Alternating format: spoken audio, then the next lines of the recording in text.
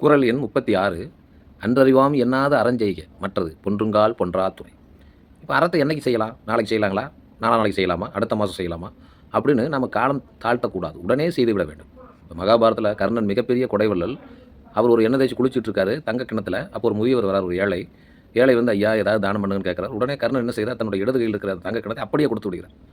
உடனே பக்கத்தில் இருக்கிறவங்க மனைவி கேட்குறாங்க, ஏங்க தானம் பண்ணுங்க வேண்டாங்களே, வலது கையில் செஞ்சால் தான் அது புண்ணியம் கிடைக்கும், இடது கையில் செய்தால் புண்ணியம் கிடைக்காது. அதுக்கு கர்ணன் சொல்கிறாரு, இந்த இடது கையில் இருக்கிற தங்க கிணத்தை நான் வலது கைக்கு மாத்திரன்னு வச்சுக்கேன், மாற்றி அந்த ஏழைக்கு உதவி செய்வதாக நினைத்தால் இந்த இடது கைக்கும் வலது கைக்கும் இடையிலே என்னுடைய இதயம் இருக்கிறது. அப்போ அந்த தங்க கிணம் மாறுகின்ற பொழுது என்னுடைய இதயம் யோசிக்கும், ஐயோ இவ்வளோ பெரிய தங்க கிணத்தை நம்ம இந்த முதியவருக்கு தரதா, சரி இவருக்கு ஒரு கொஞ்சம் காசு கொடுத்து அனுப்புவோம் அப்படின்னு சொல்லிட்டு நான் கொடுக்கக்கூடிய கொடையிலே குறை வந்து விடும்.